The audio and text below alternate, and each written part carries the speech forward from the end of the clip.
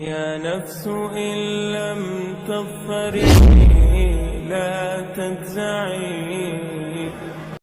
Ey Türkmen cavan, dünyanın fitnesi, afeti köfelen zamandır. Filmleri ağırlanıp, tüvrüğündekileri ağırlanıp, bir oğlun, bir kız, bir gelin, haram oyununu ağırlanıp, Huday tanıman dünyadan geçemeyi. Her zat adam günah edir, her zat mideniyeti kesilmelidir ha. Her zat bir mideniyeti koyulmalıdır ha.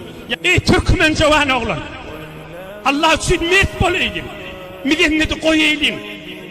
Bir oğlan, bir kız, bir gelin, şun menen payamlaşıp ya kuşiyun başına, ya beylik bernamılığın başına ömrümü geçiremeydin. Allah'ın yanına şermende bolamayın.